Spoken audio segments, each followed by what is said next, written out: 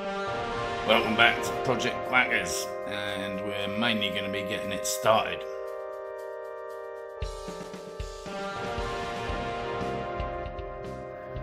But first, I got sidetracked. I got fed up with looking at the green grills.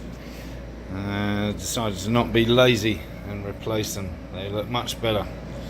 Yep. But before we get started, I've been doing a bit of SEO on YouTube, and apparently there's a lot of people out there that want to know how to build a paper aeroplane. Here you go then.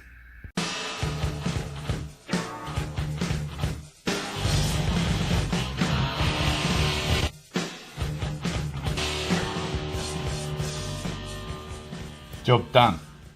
And if you want to get really fancy,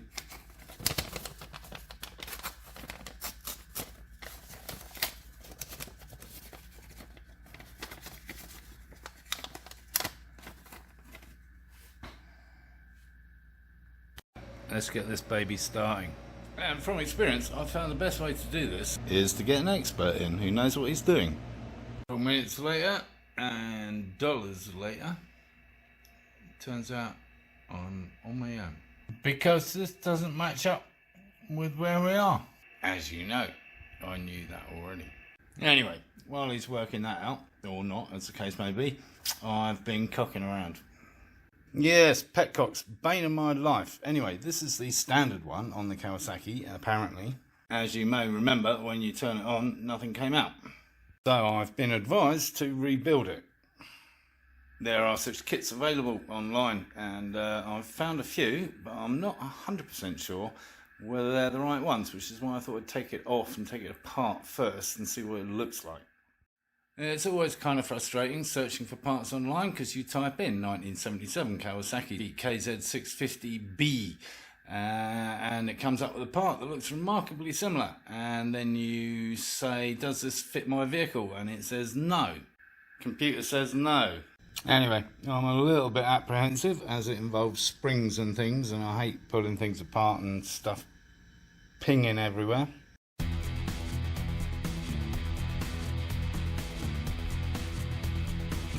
Well, that looks a bit grungy. That's seen better days. Tiny little filter.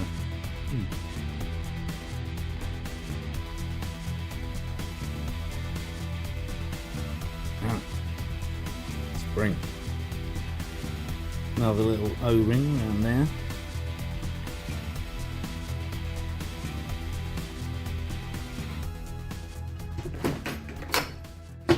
Well, that looks a little bit better.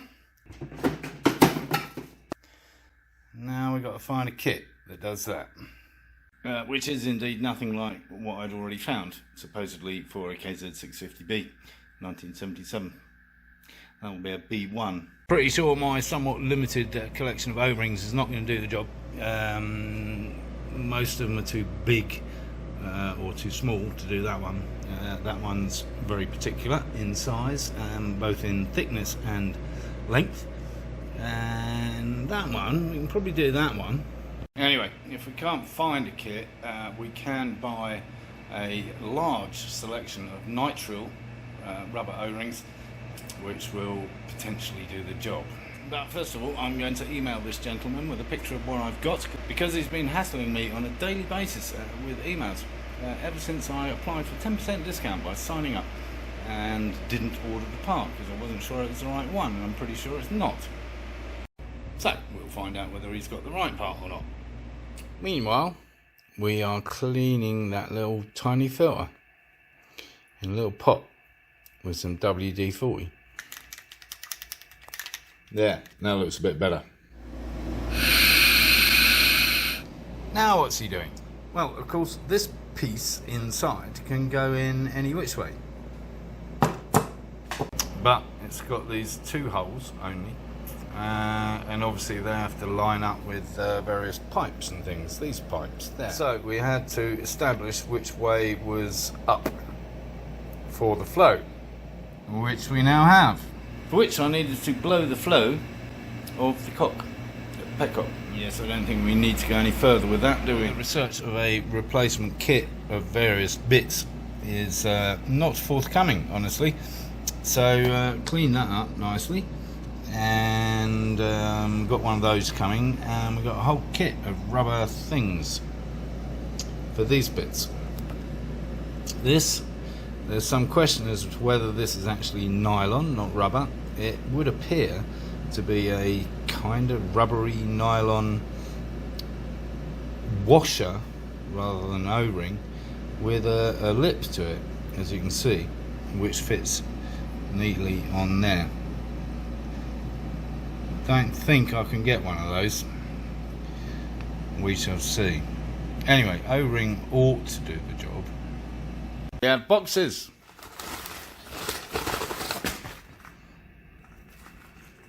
O-rings. A metric assortment of 419 pieces. Surely one of them will fit. Cool. Well, let's start with this one. Although, if you look this part up, or this part up, it's a nylon washer. Well, this is not a nylon washer. I don't know what this is. I think it's an O-ring that's very, very old, that's just kind of deformed into that shape. As I said, it's got like a little lip around the outside. Anyway, let's see what we've got. Not a bad start. No, prefer my first guess. Come on. Or maybe one of those, if we need a thinner one. Like that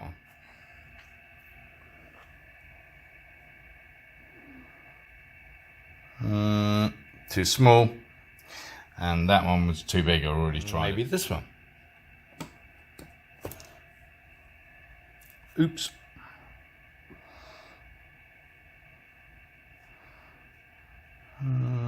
Could work. A little bit too big, maybe. Too small. No, we like our first guess. Yeah, seems to fit in there beautifully. Of course, we need to put the filter in first.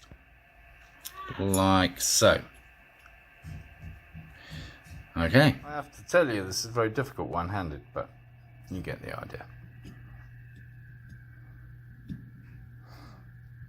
Beautiful.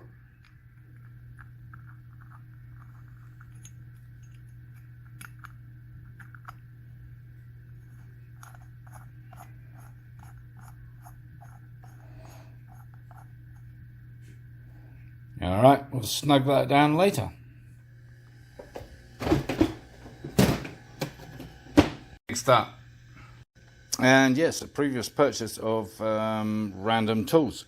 And apparently that's what these things are for. They're useful for all kinds of things, not least of all a toothpick. But basically they're for getting O-rings out. I think this looks like the appropriate instrument of torture. And I was right, it is the appropriate torture item, because I managed to stab myself in the thumb with it. Hurts, actually. Anyway, that's off. All we need to do is find an equivalent. Got to be in there, isn't it? Place your bets. I'm going with bottom left. Looking hopeful. Yep, that's a good fit. A little bit of protrusion there, so it'll seal in nicely, but not too much. So that's the job done. We're just waiting for that one. And honestly, we could possibly use one of these big boys, right? It's all about the thickness.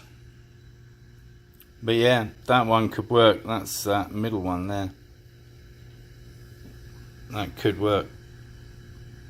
So I think all in all, that Nitrile O-Ring Kit is a very good purchase. I think it was about 20 bucks, honestly. And obviously I still have 417 or 16, depending on whether we use the other one, left.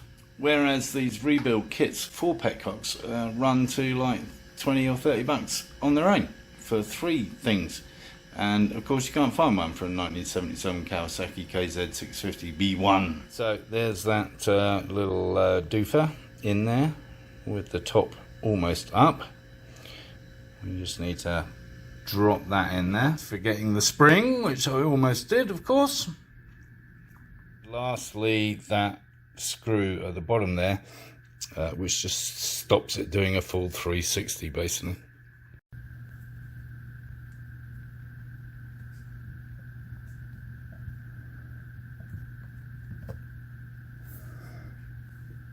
So as far as that one goes, we could use one of these. I'm going to wait for the genuine Kawasaki part to come in and fit that, and then jobs are good. And these boys just bolted back to the tank, but I think I'll probably replace them with something a little bit nicer. There you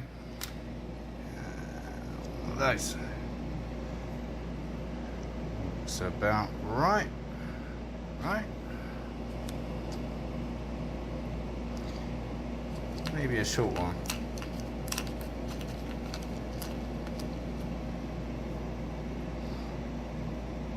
Yeah, I like the short one.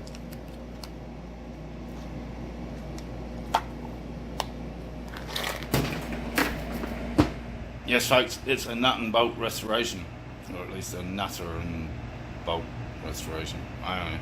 Well, I think there's enough cocking about for one episode, so now you know how to refurbish a Petcock. And of course, now that we hopefully have fuel flow, we can look at starting it up next episode, which will be exciting, so stay tuned for that. If you haven't already, please subscribe down here and give the video the thumbs up, of course. And of course, for SEO purposes, we'll be learning how to tie a tie. Of course, encourage others to watch my lunacy.